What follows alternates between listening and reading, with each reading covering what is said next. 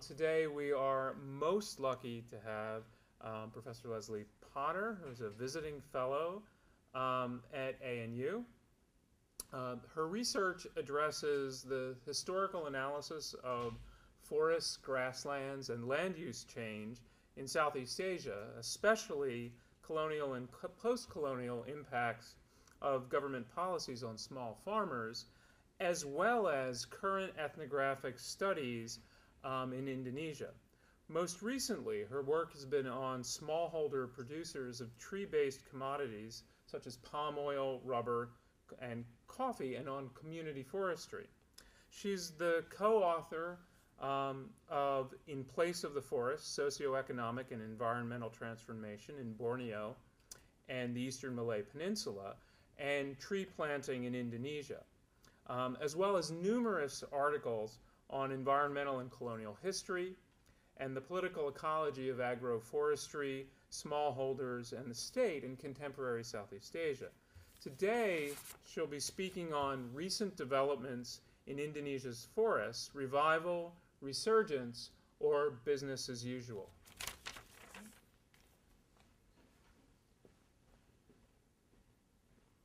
Thanks very much, Mark.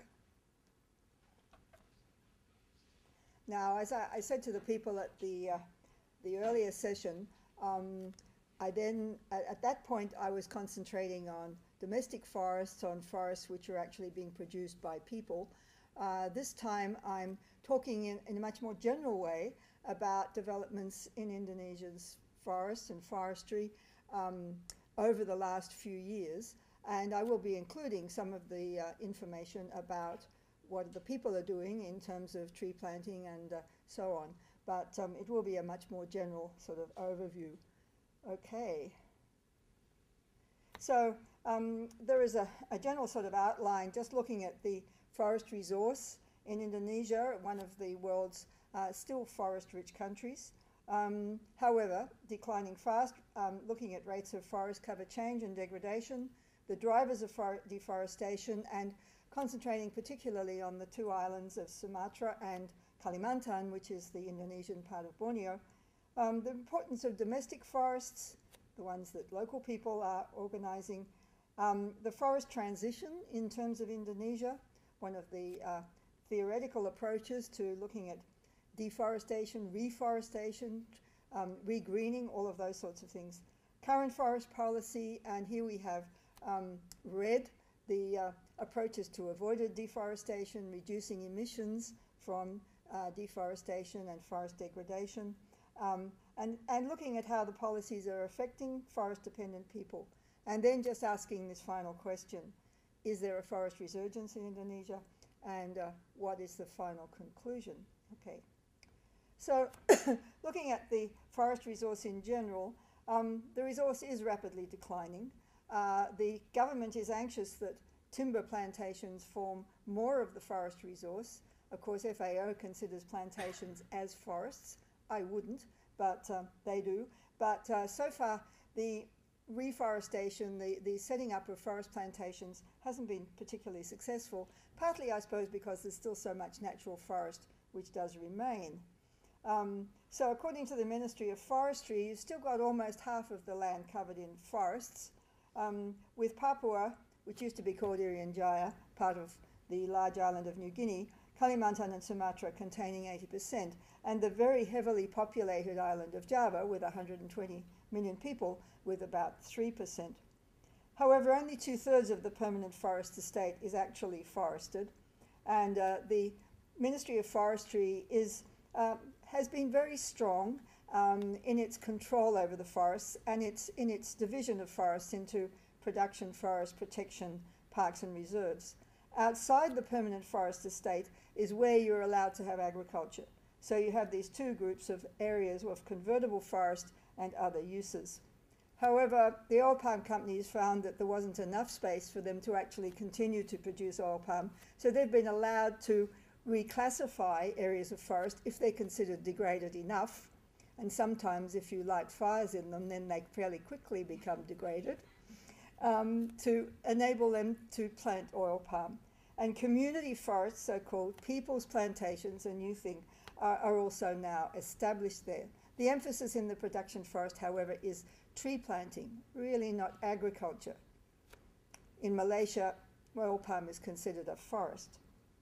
Many village forests and farms lie within the production forest. The World Bank reckons about 50 to 60 million people, and some are inside national parks, and the original categories, of course, ignored human occupation. They were interested in slope and soil and things like that, but humans could have been non-existent as far as the Forestry Department was concerned. There have been persistent calls to release this degraded production forest for permanent tenure, and eventually in 2007, a new law granted some long-term leases, access but not ownership.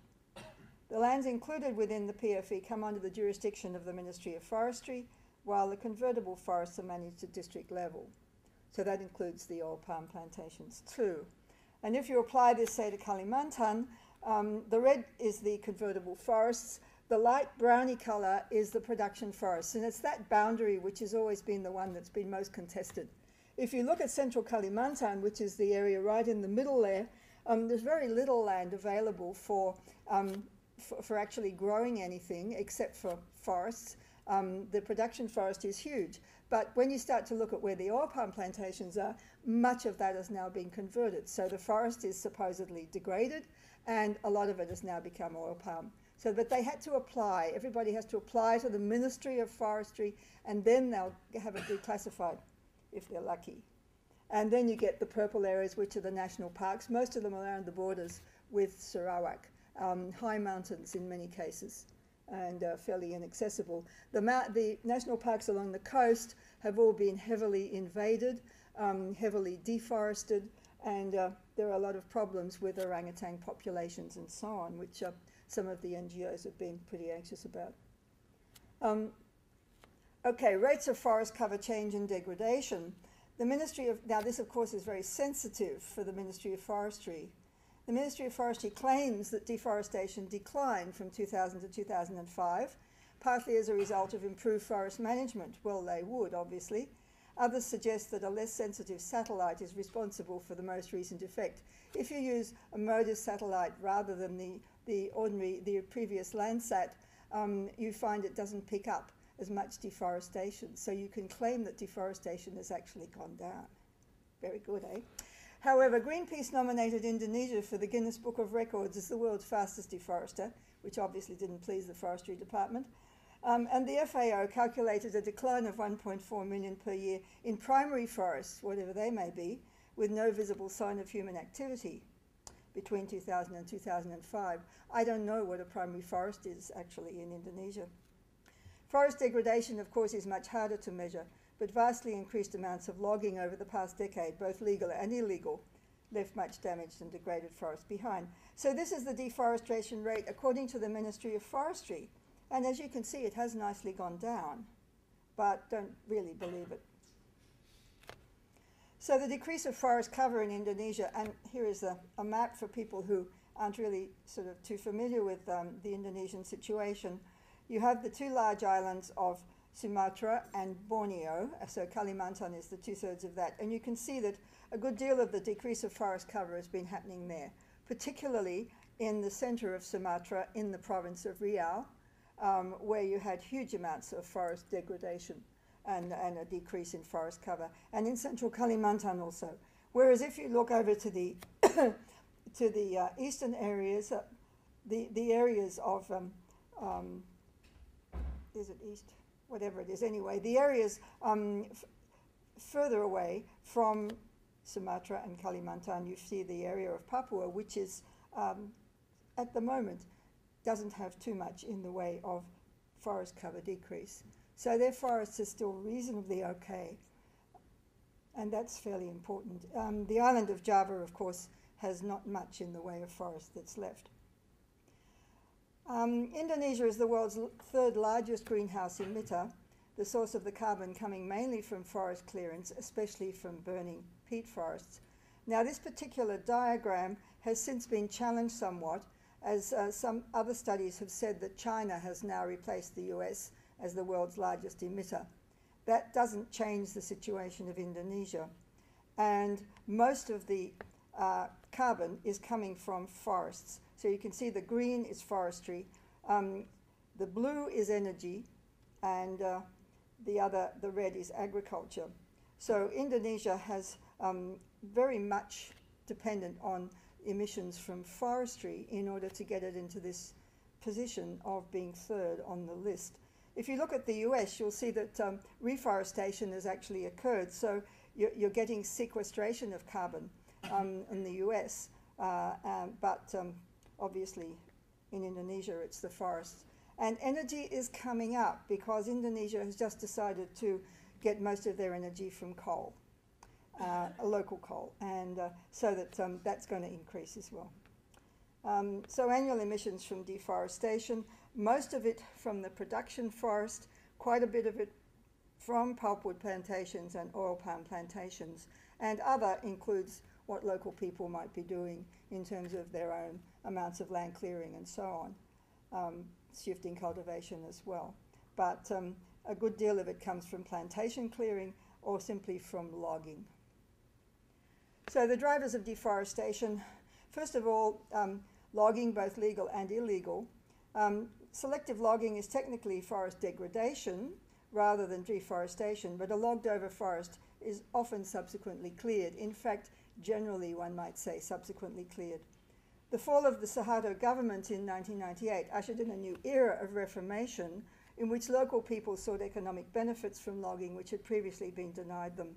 And a revised forestry law made it possible for local groups and cooperatives to operate 100-hectare logging concessions. In general, however, they couldn't do those by themselves, so although villages may have wanted it, they usually had to have other people, more powerful people, who actually organized it. And they would get a certain amount of the profits from that, but not a large amount in general. However, they did get some money out of logging, and it became the main source of income for many people in the forest areas. Decentralization to district level in 2001 saw a decline in the role of the Central Ministry of Forestry, which has been trying to claw back ever since. Although the ministry soon attempted to revoke the small concessions, many remained active until 2003, and villages seeking to continue their income from logging did so illegally. A decline in the number of large legal logging concessions, plus a huge demand from pulp and paper plants, plywood factories, various other woodworking industries encouraged illegal logging. So you have this strange situation where people went from illegal to legal and back to illegal. These illegal loggers were made legal. They got their 100-hectare permits. A couple of years later, the 100-hectare permits were revoked. The people kept on logging. So this particular diagram was drawn by one of the folks in C4 who was studying this, and by 2004 he was coming to the conclusion that about 91% of the logging was happening illegally. And there's still a huge demand, far too many plants, and of course if there's a demand then the supply must come from somewhere. The second of the major drivers of deforestation is conversion to alternative land uses. And basically there are two things here. Industrial plantations of Acacia mangium and Acacia crassicarpa, which happen in the peat swamps, to feed the huge pulp and paper plants, especially in Sumatra. And those pulp and paper plants, where they can, use natural forest. So they don't bother to plant up their Acacia mangium until they've managed to eliminate most of the natural forest, and then they start their plantations. Oil palm plantations are, of course, the second one. The industry expanding after 2001 as the decentralized districts were heavily encouraging large corporations to come in and set up oil palm. The owners of the new plantations tried to locate them in forested areas, using timber income to offset the establishment costs. So the latest figures for 2007, and that's the latest ones I have, were about 6.8 million hectares of oil palm altogether. Now that may not seem all that large, but very much larger areas have been cleared. So each plantation will have a sort of a land bank of a large area which hasn't been cleared yet, but is under their control. And so eventually they'll clear rather more, and then they'll set up their plantations. The district's government were blamed for issuing permits to bogus operators, and there were plenty of those, especially in forested provinces like East Kalimantan. Demand for biofuels from the EU and China also spurred oil palm development, lifting prices to unprecedented levels by March 2008.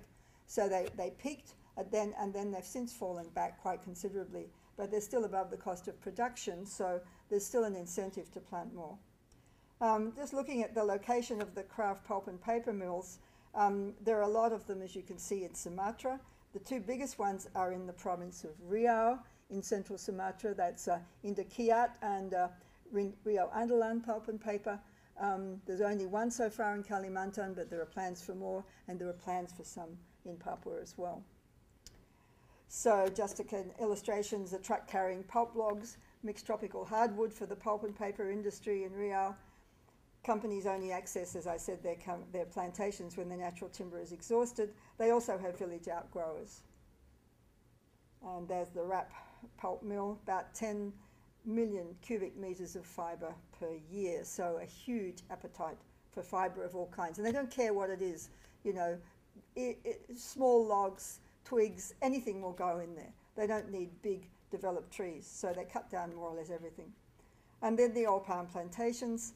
Forest clearing by burning is illegal, but some plantations still practice it, and there's a lot of extensive cleared land, as I said.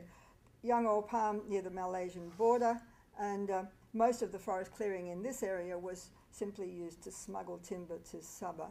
And so that's really the only oil palm plantation that managed to succeed, although a lot of forest was cleared. And there you see a successful oil palm plantation in Sanggar district, West Kalimantan, which is an area that I had been studying quite a bit. And that's the largest area of oil palm in West Kalimantan. Now, one of the big problems is, of course, movement of oil palm and the source of fibre for the pulp plantations into peat forests. And there's quite a lot of that, particularly around the coastal areas in Sumatra and Kalimantan.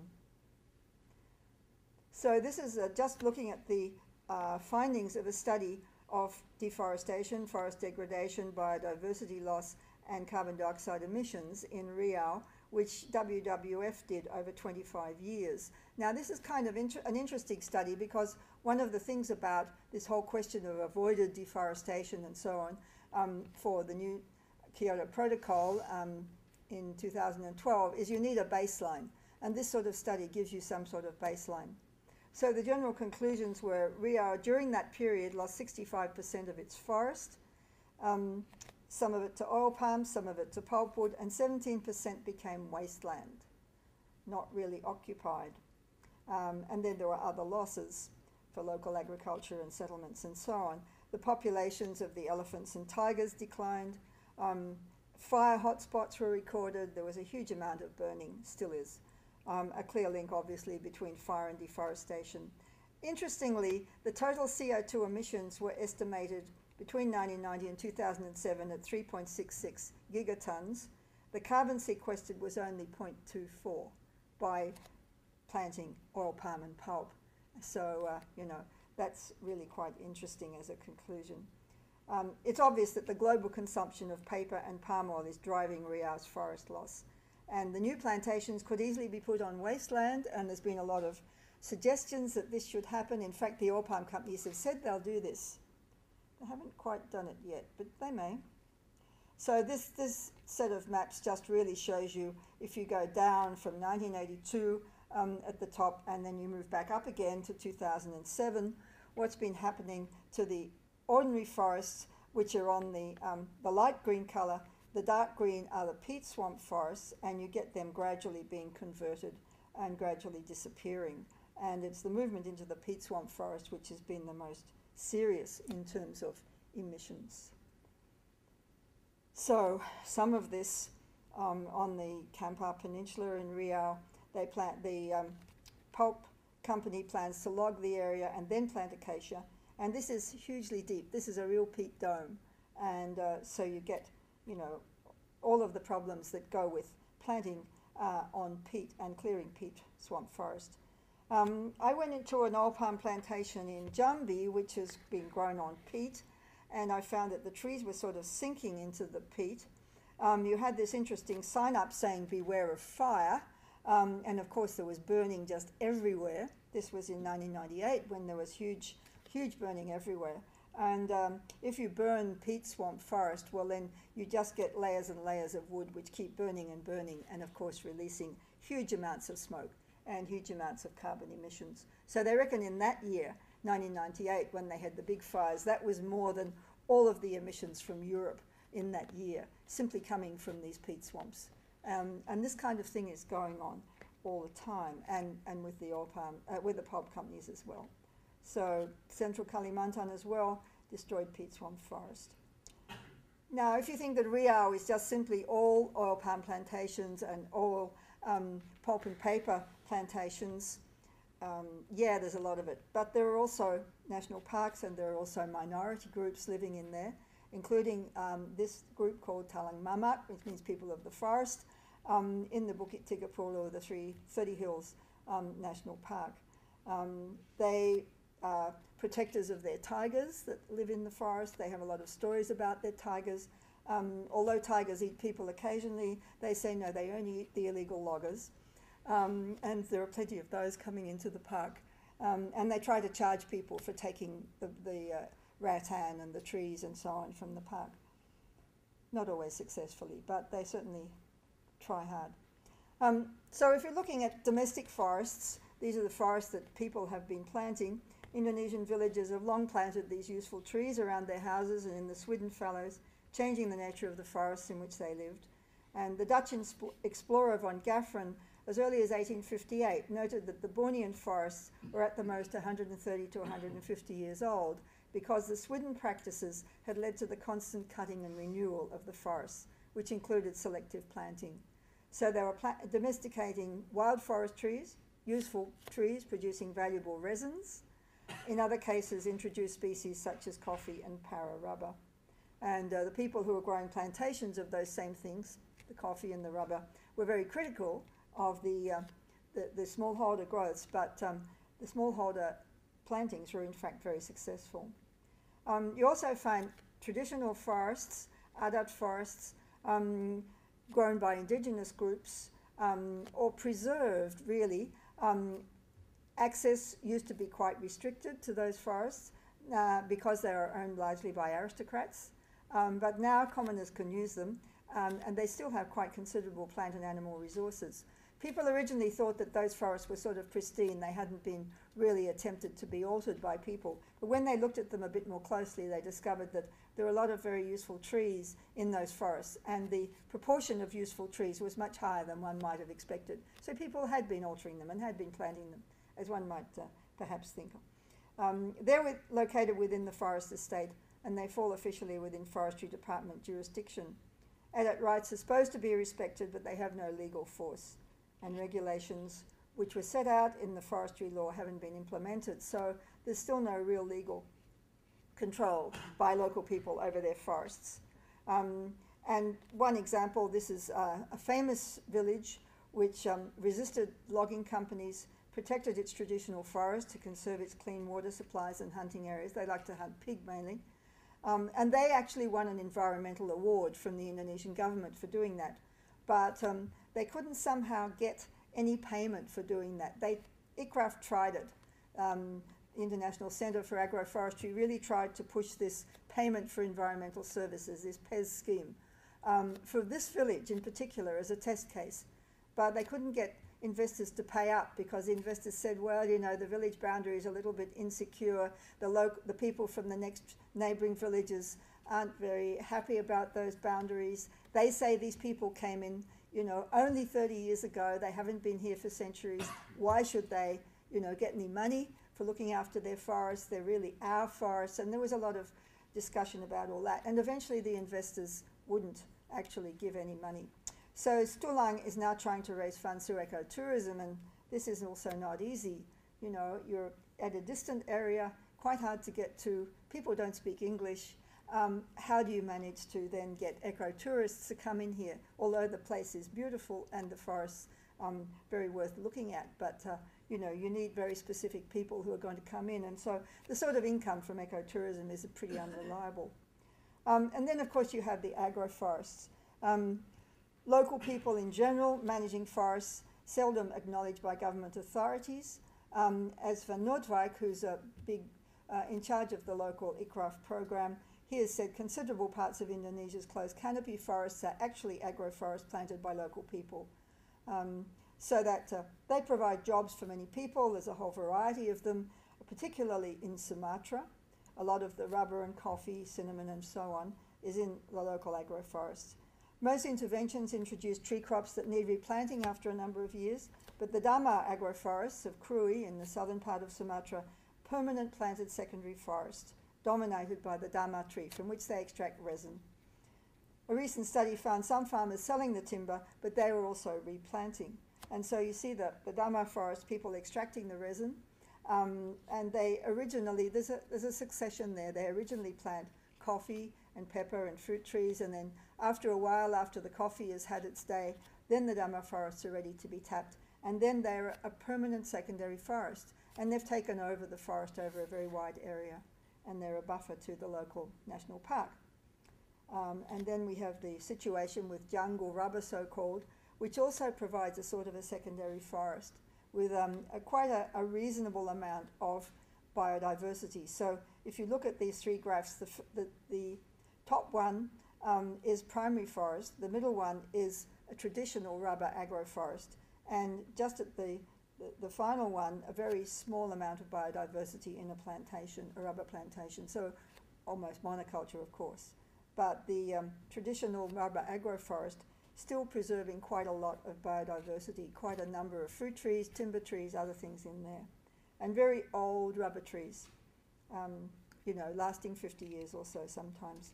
So the quotation in the 1930s, when people realized what was happening, the natives have unconsciously followed methods that treat the trees as a forest rather than an orchard crop. So presuming that it's going to come back as a forest with quite long rotations. Looking at Dayak agriculture now in West Kalimantan, where you have the basic three components with a rice field, a rubber garden, and a mixed tembawang, a mixed fruit garden, which villages have communal rights to. Very old, often very culturally significant, lasting hundreds of years, these gardens. Strong sanctions against felling trees, particular trees, where you've got to pay all sorts of fines if you by some chance do it. And the oil palm companies sometimes do fell some of these important trees, such as honey trees, and they are also asked to pay if they do that, either consciously or unconsciously. Where the oil palm companies come in, there's a lot of negotiation, and they try to prevent the destruction of their tembawang. It depends a bit on how strong the local adat leaders are, the local traditional leaders. If they're very strong, they will say, right, no tembawang is going. We'll give you rubber gardens. We'll give you imperata grass, useless grassland. You can have all that to plant your oil palm, but you're not taking our traditional communal forests. They're too old. They've got too much significance. And then people like to keep their rice fields if they can, largely because they like to give people rice wine. It's a social thing rather than it's their food. They often have to buy their food. They often have to buy rice, but they keep a certain amount of rice field to produce the rice, to produce rice wine. So they do take up oil palm, but within certain limits, and they maybe give up half their land for oil palm, keep the rest for things like their fruit gardens and their rice fields. Community forests, well, these are the sort of things which have been now sanctioned to a certain extent by the government, trying to get some sort of more secure tenure within the forest estate. Krui did get it, the area which had the Dharma forests. Officially sanctioned community forests have been permitted on some degraded production forest land. And they protected people from being expelled, because during the authoritarian Suharto era, the police would often come in and clear people from national parks and even from the production forest. They produced elephants at times that would break down people's houses, and they would set fire to villages and all sorts of things to get them out of the forest.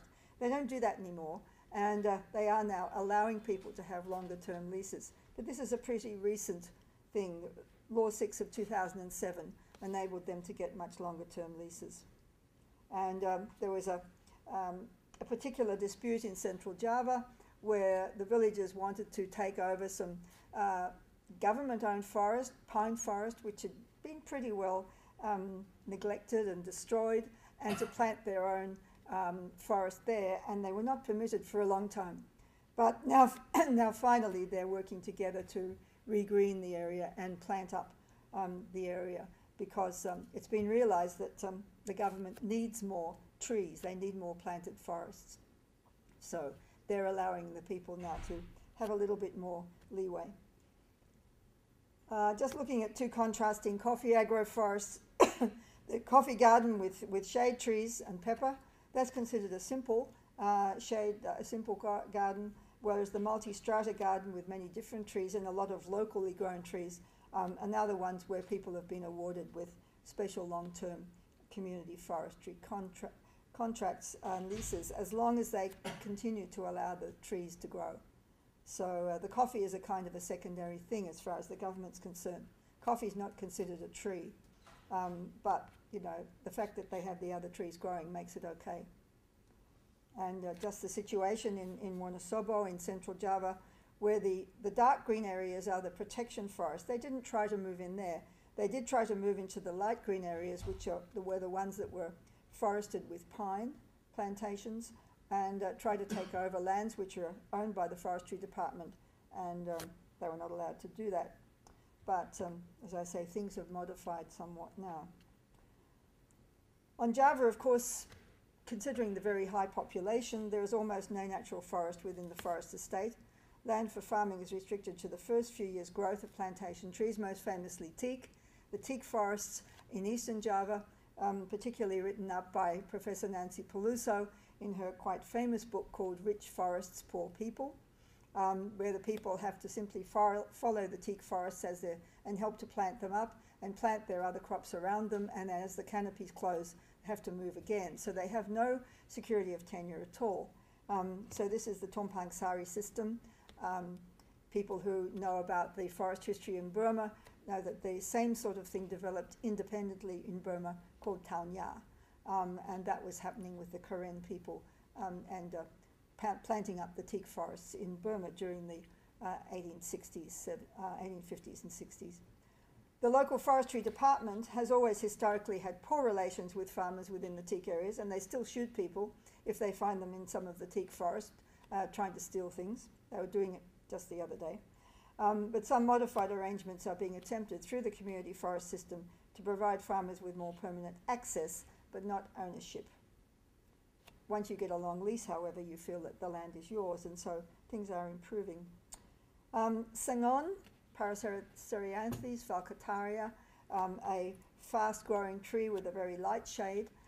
People are growing that a lot in Java because it's good for firewood, it grows quickly, you can handle it yourself, there's a lot of small sawmills around, and people are getting some sort of reasonable income by selling this wood. So the Ministry of Forestry is encouraging that and encouraging farmers outside the forestry estate on their own hutan rakyat, as they call it, people's forest, to actually produce more of the sengon as well. The only problem being that, you know, if you're producing just one forest type, there are diseases which are now beginning to creep in to that sort of forest. So, people's plantations, another kind, where in 2007 they tried to expand industrial forests. They say pro-poor, pro-people, all the pro-jobs, all of that. And so allowing some forestry to develop on degraded production forests with quite long leases, up to 100 years, and quite a lot of government money going in to help people until the trees are productive. And there are various choices that they can make between the kinds of trees and how they actually do it. They're all important industrial trees that they grow, including Acacia mangium and Acacia crassicarpa, the one for the peat forests. So optimistic future scenarios, the timber production is going to increase from these people's plantations, and eventually there won't be any more illegal logging. So they hope. And there's a conference just in the next week about the problems with illegal logging and this whole thing about avoided deforestation as a way of reducing emissions as part of the Kyoto Protocol. If people are constantly cutting down the trees illegally, how do you keep doing, how you're able to do that? So it is obviously a problem that the Indonesian government is facing, and they're hoping that these new plantations will overcome it. I think it's pretty optimistic because nothing too much is happening at the moment.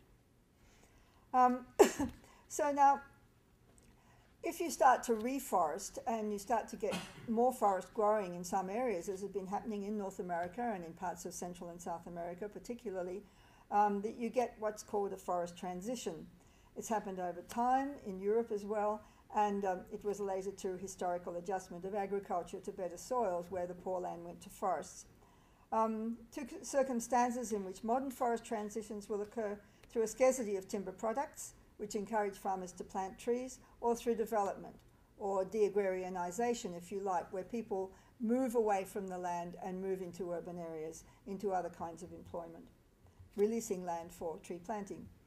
In Asia, of course, in recent times, there's been a lot of plantation development in China, in India and Vietnam, and so the FAO, of course, classifying these plantation areas as forests, so you see quite a lot of reforestation going on. And in general, it's been concluded that strong states will be more successful than their weaker, more democratic counterparts in doing that. Hecht and others have suggested the impact of remittances as well as environmental conservation policies have produced a forest resurgence. And Angelson agrees that that can slow down or reverse forest loss, either through direct regulation in protected areas or payment for environmental services.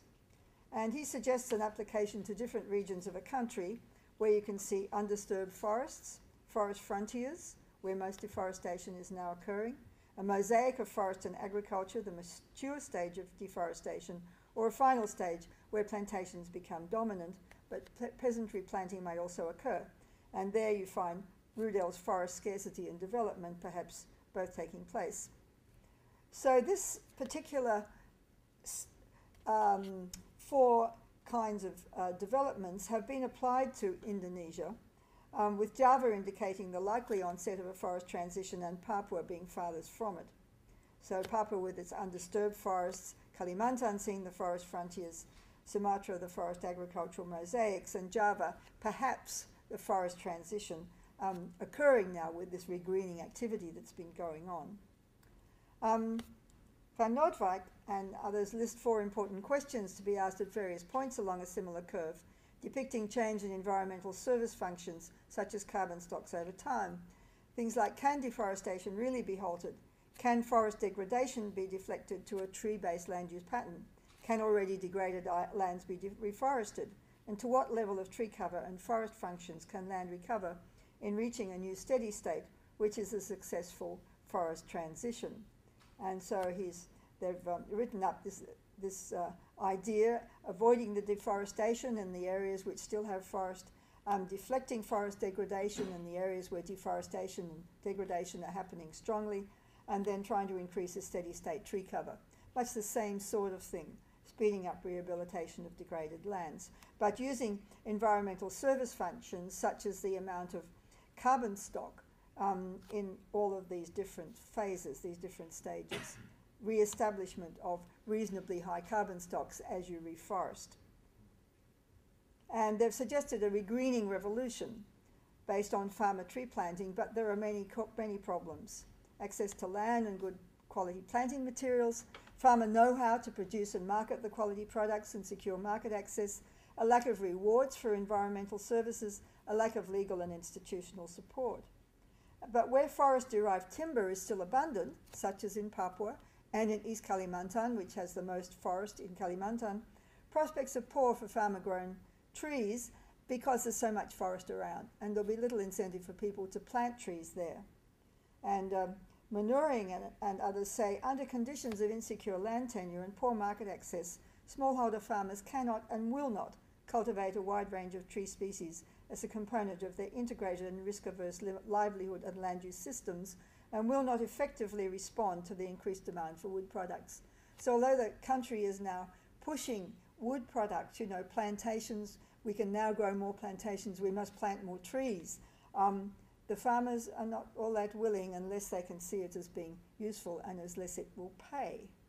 And where you have problems with tenure, planting trees may help you to secure tenure perhaps on your land, but it's also kind of risky if somebody else is going to come in and take the land over. So looking at this new situation of reducing emissions from deforestation and forest degradation, RED, and the Indonesian Ministry of Forestry, placing deforestation at the heart of the climate agenda at the Bali meeting, was encouraged by Indonesia, which had been working to facilitate this. It's not happening till 2012, but that's not very long ahead. It's hoped that carbon and credits will be awarded for avoided deforestation and general emission reductions to be traded on the global carbon market, bringing hopefully large rewards to forest-rich developing countries such as Indonesia. And there are many technical questions, such as establishing the baseline so you can judge how much carbon has actually been saved, who will be paid and how, very important. The questions of leakage. You know, if you save one forest here, does someone then go and chop down another forest somewhere else? And the permanence of the reductions. And the whole thing about social issues. Tenure and ownership of the forest, very important. I've mentioned this question of who gets paid. How do you trickle this money down? In Indonesia, there's no great tradition of making sure the money trickles down properly to local people if they are the guardians of the forest, and this is the whole idea. NGOs and activists are concerned that the rights of traditional people will be ignored, with the forest being valued for carbon alone. Now, in the lead up to Bali, oil palm estates were prohibited from opening new land in peat swamps, and this prohibition was reiterated at the Bali meeting.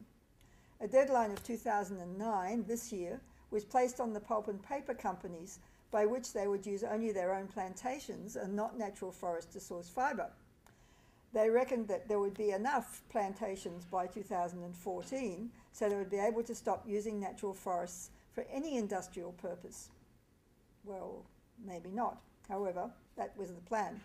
Law 6 of 2007 extended the leases of forestry concessions from 20 to 100 years, renaming them forestry concessions for ecosystem restoration, not allowing timber extraction, the emphasis being rehabilitation and conservation. Extraction of non-timber forest products was possible. Local communities were allowed to do that. They weren't supposed to plant, they weren't supposed to cut anything. Some RED pilot studies were getting underway through consultation with governors and district leaders.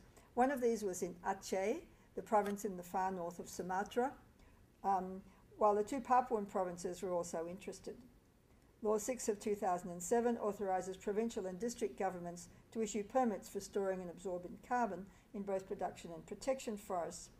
Looking at the Aceh example, the Ulu Masen was one area of forest which had never been put into any sort of national park or really protected. It had been protected because it was the centre of the GUM activities, the Free Aceh movement, where there was really a war going on for several years. Peace was declared in 2005, just after the tsunami, which was Christmas 2004. And since that time, that forest, which had been where the GUM were largely hanging out, the illegal logging has increased considerably in intensity. And of course, there's a huge demand for timber. I was in Aceh recently for the first time, and you know, all the houses have been rebuilt. They're all wooden houses that have been rebuilt from the forests, and all along the coast, of course, huge amounts of rebuilding necessary with the enormous loss of houses as well as people during the tsunami. However, they had quite a good scheme there, supported by the governor, who used to be the GUM leader.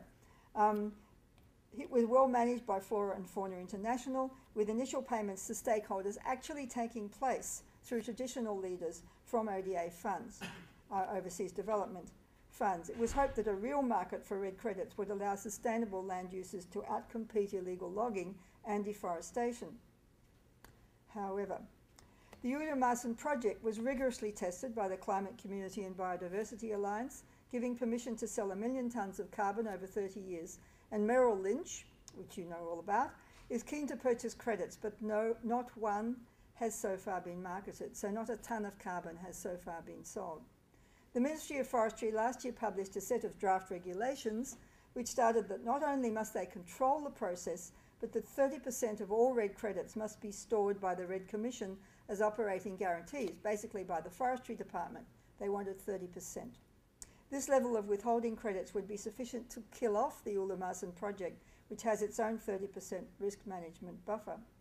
The Ministry have further stated that no project may go ahead until final regulations are issued, which may be by June this year, and all must have central government approval. So the Ministry is once again assuming power, is having a very much a top-down sort of administration of these projects. Fair enough in some ways, I suppose, but this claiming of 30% has everybody really worried because it might make the projects unviable. 20 projects so far in the pilot phase, 9 in Kalimantan, 6 in Sumatra, 3 in Papua, and so on. The World Bank has called the push for projects Indonesia's carbon rush.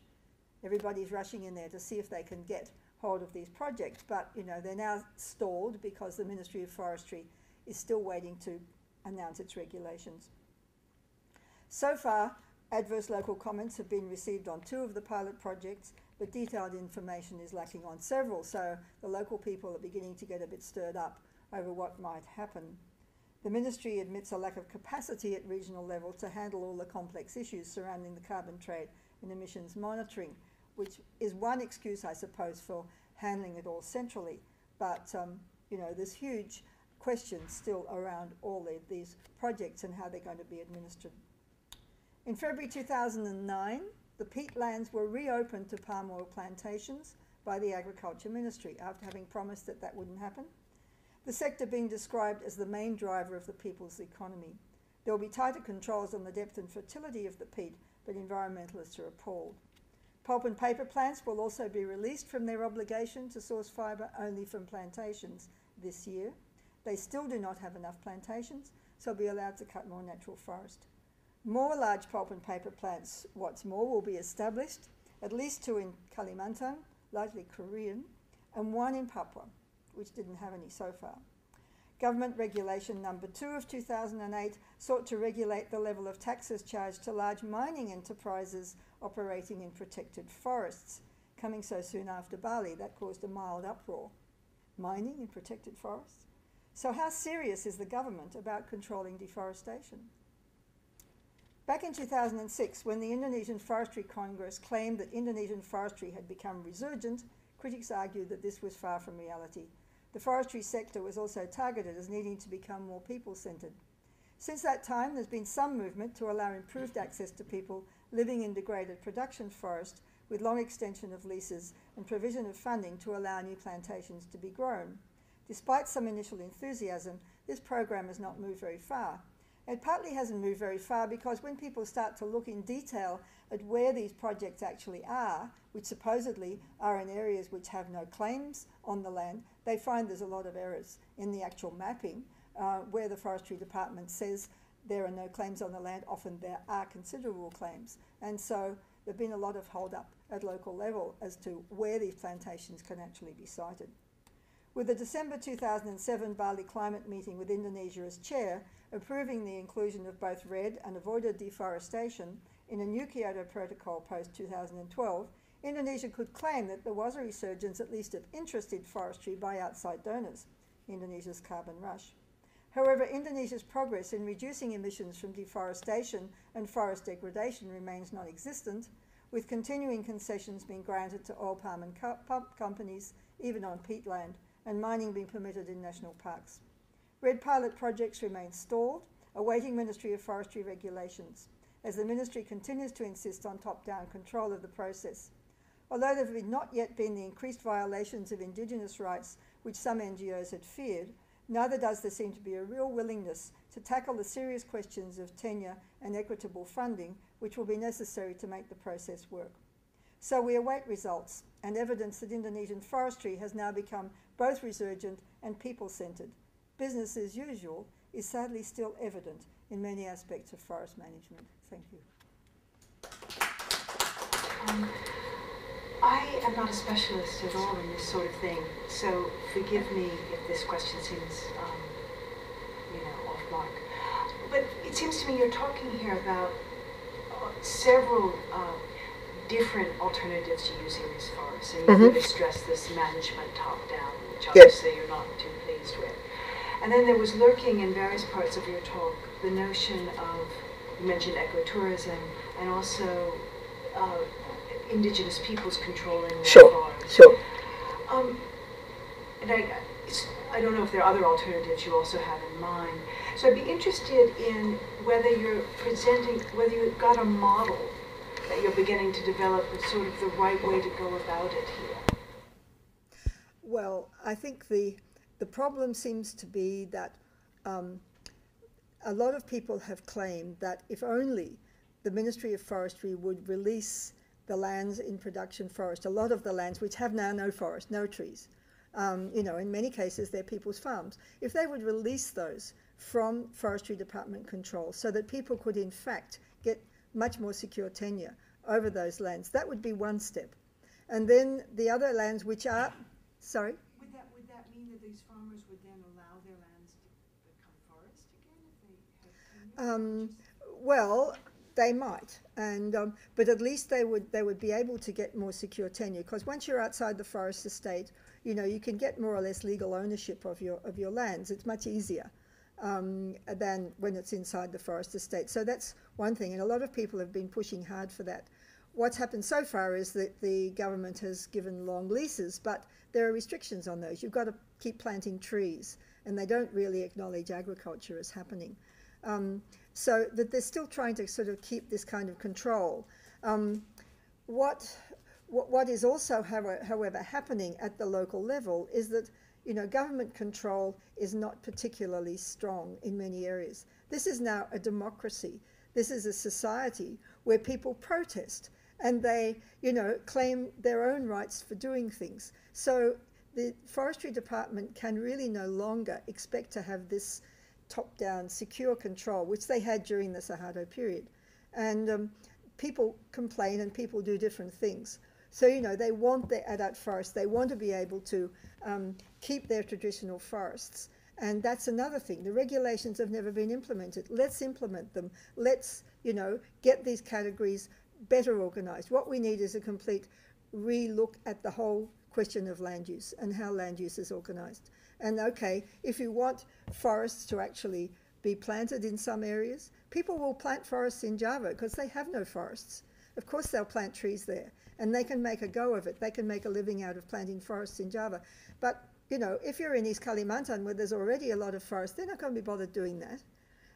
So, you know, you've got to look at it from a sensible point of view and forget all this, somehow all these ideas of the power of the Forestry Department, which has come down from colonial times. You know, that the nation always should have control over the forests. This should really now disappear in a democratic society, and what you should have is a much more rational way of organizing the land use. There's nothing wrong with oil palm. It doesn't mean that oil palm has to keep taking over more and more land. Already Indonesia is the world's leading producer of oil palm. Why do you have to keep planting more? Why do you have to plant it in the peat swamps when there's a lot of wasteland available for oil palm? You know, the whole idea of land use has been kind of let go so that the big corporations have more or less done what they wanted. The Forestry Department is trying to keep control, and the local people inevitably seem to be missing out on all of this, and they're complaining.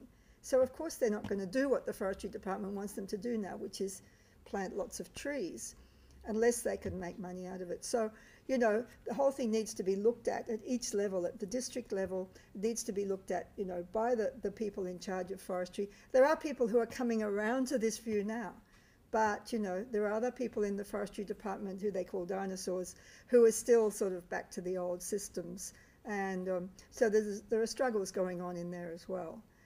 So the much more rational system of allocating land to forests, to farms, and to things like oil palm and pulp. This would be the way to sort it out. You don't need to get rid of these things, but you certainly need to make space for local people as well as making space for the corporations and so on. They don't have legal tenure in general, but if they're outside the forest estate, they've got more chance. If they want to actually get their land surveyed, it costs money. If they want to get their land surveyed, they can get legal tenure to these lands, yes. And any government project, if anyone is part of a government project like a transmigrant or somebody who comes in and plants government-controlled rubber or something like that on a government project, they get automatic legal tenure to their lands. So it's possible to actually buy and sell the lands. You can do it by getting legal letters from various important people, and you can buy and sell the lands. And so you can get a sort of legal tenure outside the forest estate. Once you're inside the forest estate, it's much more difficult. And if you're a farmer, you're not supposed to be there. So this is the problem. And there are 60 million farmers in those areas, you know, and inside the national parks as well. What are you going to do? Throw all those people out? They don't do that anymore. This is a democracy. But people don't have proper tenure. They don't have proper, you know, legal rights to their land. And the oil palm leases and the leases of the pulp and paper companies are much stronger in terms of their legal situation. They're still leases, but they're stronger than the leases that the local people have, or the rights that the local people have to use the land. And so these are problems. So the oil palm companies theoretically can come in and take the land. Of course, they can't do it really because the local people protest. And there's something like 4,000 cases every year of, you know, local people protesting about these things that are going on. And the courts are clogged with them, and the local districts are going crazy because, you know, there's so much resistance now. So the farmers are sort of taking a legal action against this, but in practice, Yep. do they go into these state land concessions and then plant their trees and sort of make their In some cases physical they have. claims to land? In some cases they have also done things like cut down thousands of oil palms and replaced them with their own trees. In other cases they've burned plantations or simply stolen out all the oil palm and sold it. There's all sorts of things they do. They steal the equipment, and you know, there's lots of ways of protest. Even when they actually have small holdings of oil palm, and there are many oil palm smallholders that are part of a company, you know, they will steal the fertilizer and sell it. They will work on the oil palm estate in a very desultory manner, so that they'll work for 1 hour and then they'll disappear. You know, all this sort of foot dragging and so on happens, as well as big protests, as well as, you know, stealing machinery, invading estates. All these sorts of things are going on. And the police actually have been, you know, fairly strong in trying to protect the plantations, but there's a lot of protest now by NGOs as well, and some of that goes international. So, you know, with the internet and so on available, the resistance becomes worldwide, and you get, you know, the sort of opprobrium. And where the oil palm plantations misbehave, they can be taken now to the Round Table for Sustainable Palm Oil, which is supposed to regulate their behaviour. And many of them do misbehave, and there's big cases going on there now about those plantations, because they belong to, you know, important industries down the supply chain, down the trading chain, and they want to say that their oil palm is grown sustainably. Well, if they're pushing local people around and having, you know, huge protests and so on, they can't claim that. So there's a lot of push internationally also to try to improve those sort of situations, but it's slow and messy. I mean. And then just second quick question was about the changing commodity prices. How Yes. does that affect the expansion of the estate? Right. Well, this is something we're still looking at. You know, the oil palm prices went up like that, and they've come back down again. Between 2007, they started going up. They were the highest in about March 2008. By July, they started going down. In November 2008, they were about the lowest, and they've come up a little bit since then. They're still above the cost of production, so it's still possible for people to plant oil palm, more oil palm. But, you know, the big push for biofuels has gone. The price of oil went down. People in Europe began having some second thoughts about how green is biofuel from oil palm. China, of course, doesn't care. They want biofuels from oil palm. So China is always the one that's sort of outside of the controls from the Round Table for Sustainable Oil Palm and so on. And that's a bit of a problem. But the general impact of the collapse in commodity prices has been to slow things down, as you might expect. And I'm still trying to look at that because it's a very interesting situation. And in some cases, factories have refused to take people's fruit where the prices went low. You know, people have to deliver their fruit to the company within 24 hours of cutting it, otherwise the oil palm goes rancid and it's no good. And once you belong to a plantation, until you've paid off your credit, you have to give your fruit to the company, and the company decides how much you'll pay. So a lot of collusion among the companies to decide what the prices are. They take at least 30% out for the credit that people have to pay, so people often end up with not a lot of money. And so that the amount of money they're getting has now decreased quite considerably from the glory days of about a year ago, when they were, you know, able to pay off their credit. And in some cases, in the West Kalimantan situation that I was looking at, they were actually using the profits from oil palm to get rid of their oil palm trees and plant rubber. And they actually rather prefer rubber as their crop. But once they're free of the estates, they're allowed to do what they like. And so in some cases, these smallholders are no longer oil palm smallholders, and they're beginning to go into other things. So there's quite a lot of variation, however, depending on where you are in the country. And in some cases, people are only contract labourers and there's no small holdings. In other cases, the smallholders are able to exercise quite a lot of agency and, you know, control what they're doing. But yeah, it's hard to generalise, even though, you know, you get some. The USDA just recently published a report suggesting that everything was very rosy in the oil palm. All the smallholders had paid off their land, they were in a great position and so on. Well, that depends on where you are. I was just quickly interested in, you alluded to the Korean yes. pulp and paper, yeah. And I'm just curious what the scale of foreign direct investment is in Indonesia, from Korea, China, Malaysian interest, who knows where it's all coming from, and what political influence. You keep saying this is a democracy, and of course this is a kind of a democracy, isn't it? We're all kind of democracies, and political influence of say Korea.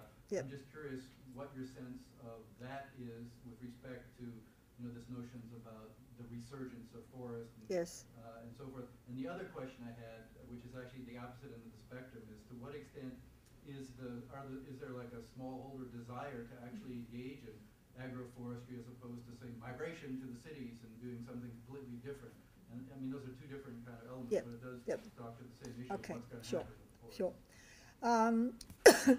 In terms of foreign direct investment, there's still quite a lot, particularly from Malaysia into oil palm. You know, Malaysia was the world's largest producer, and then they started running out of land. So they ran out of land on the peninsula, and then they are producing a lot of oil palm in Sabah and Sarawak in eastern Malaysia. They're now running out of land there too. And so, you know, they're looking for cheap land in Indonesia, and they've been doing that for now quite a few years.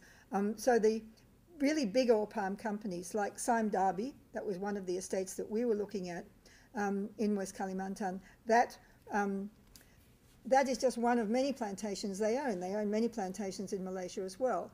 And they hated the Indonesian Dayak employees. Initially, they couldn't cope with them because, you know, they weren't properly disciplined and all of that sort of stuff. But, you know, the employees were hitting back and they were protesting and so on. People didn't really behave like that in Malaysia. But, yeah. So there's a lot of direct investment, a lot of investment by some of the big chains that control some of the other products of oil palm further down the chain, the market chain. There's investment from Britain. There's a lot of investment from Singapore. Korea has been mainly in forestry.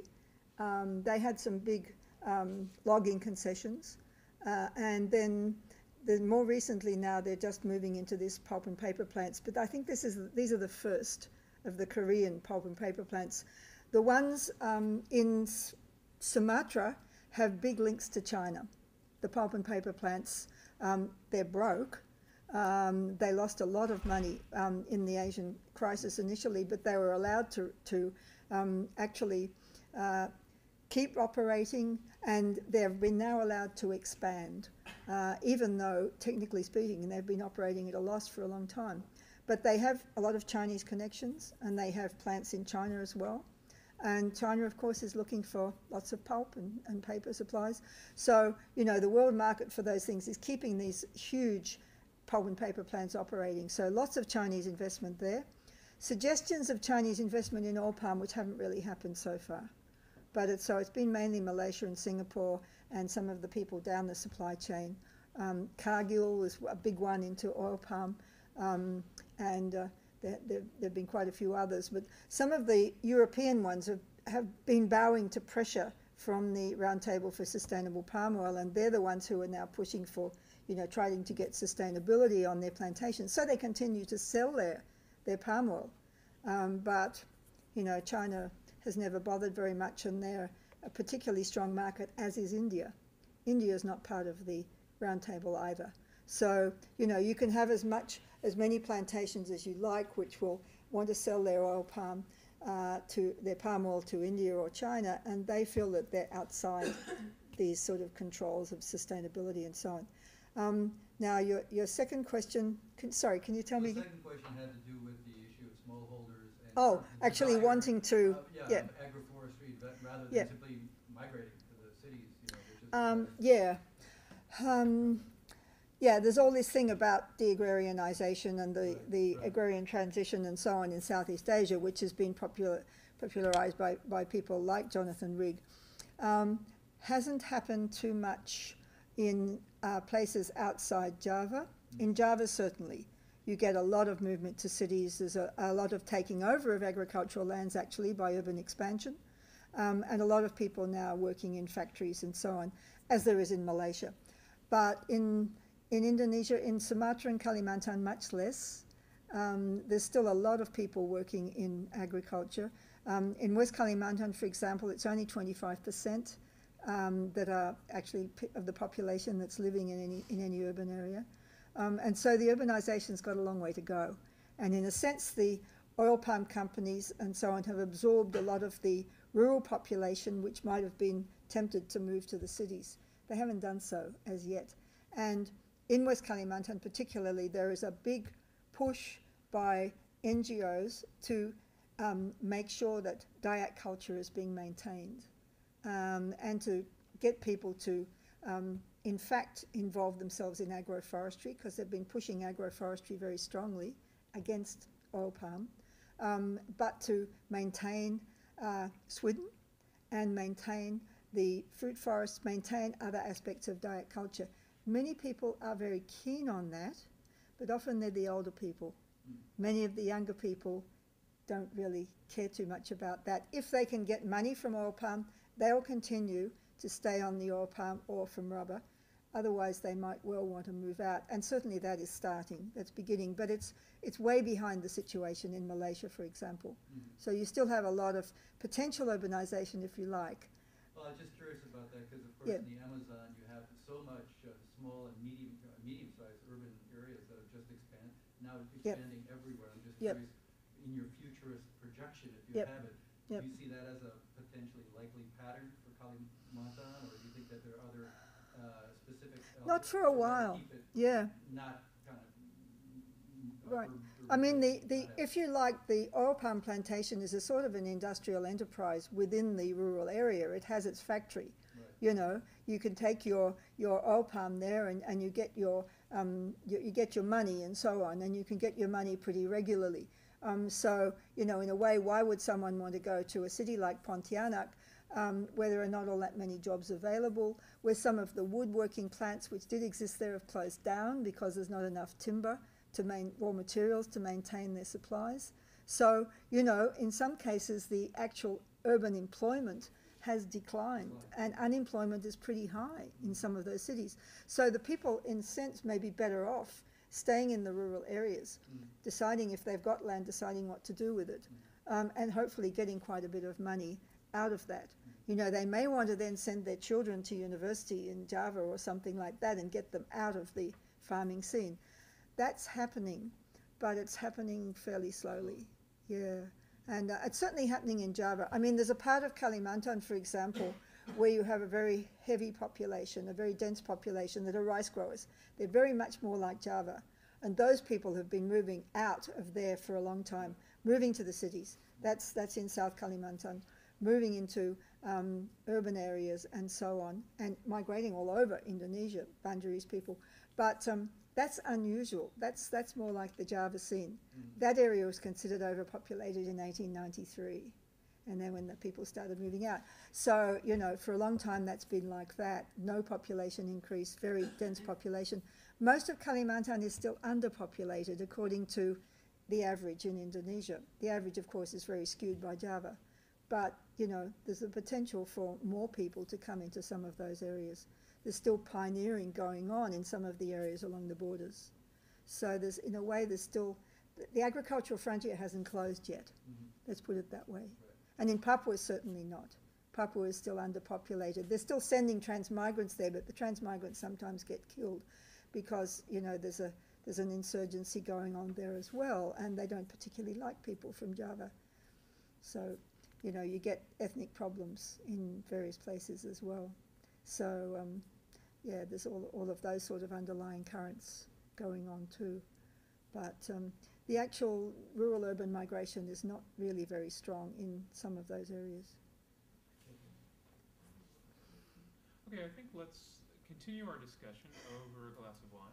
Sounds like a great idea. Thank you very much, Lesley. Okay.